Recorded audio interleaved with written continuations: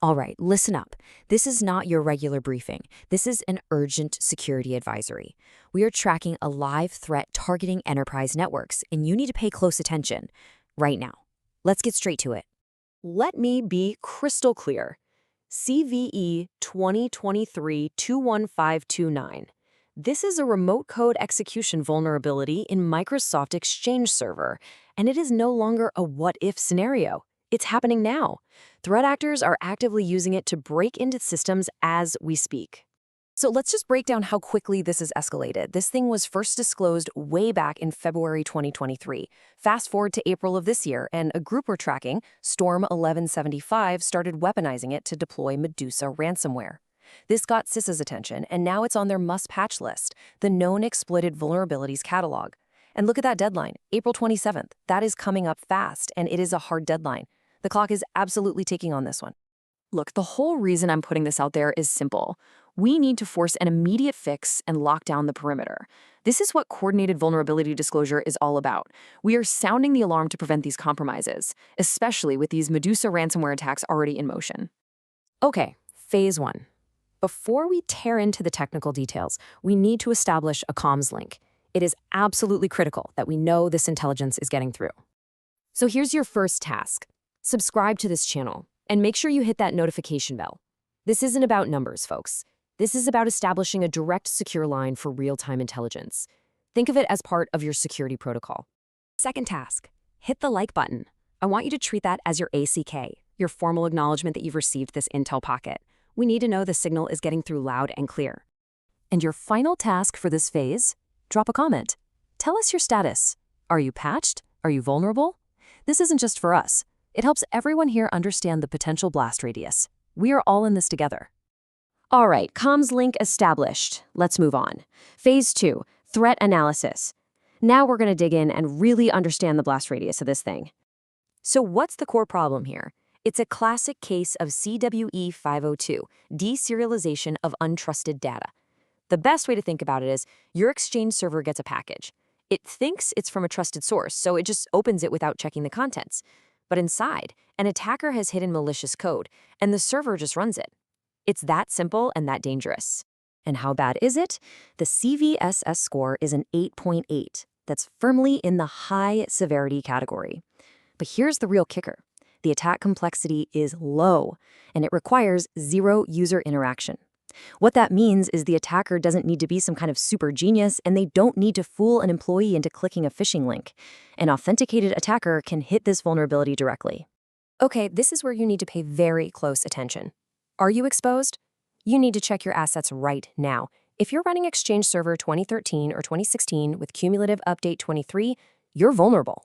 Same goes for Exchange Server 2019 running on CU11 or 12. If you see any of these versions in your environment, you have a target on your back. Cure it. And if an attacker succeeds, well, the fallout is catastrophic. It's not just about getting remote code execution. That's just the start. From there, they can completely take over the server, start siphoning off your most sensitive data, and then pivot to move laterally across your entire network. And let's be clear about the endgame here for Storm 1175. It all leads to deploying Medusa Ransomware. This is a company killer. Okay, let's get to the most critical part of this entire briefing. Phase 3, detection and mitigation. These are your marching orders. Listen carefully. You can't defend against what you don't understand. So here's the attack chain, step by step. 1, the attacker gets a foothold on your network with valid credentials. 2, they send a specially crafted request to your server, hiding that malicious payload inside. 3, the server, not knowing any better, unpacks this malicious data. And 4, boom, arbitrary code runs with server privileges. The attacker basically gets the keys to the kingdom. So what's the fix? Your number one mission, your primary directive, comes straight from Microsoft. You need to apply Security Update MSKB 5023038, and you need to do it immediately. This isn't a recommendation, it is an order. Patching is the only way you're going to kill this threat for good. Now, I know, sometimes you can't patch this very second. If that's your situation, you must put these workarounds in place to shrink your attack surface. First, lock down network access to Exchange. Only trusted IPs should be able to reach OWA and ECP. Second, Enforce MFA on every single admin account, no exceptions. And third, if you have a web application firewall, use it to filter for these malicious requests. But let me be very clear. These are temporary fixes. They are band-aids. They are not a substitute for patching.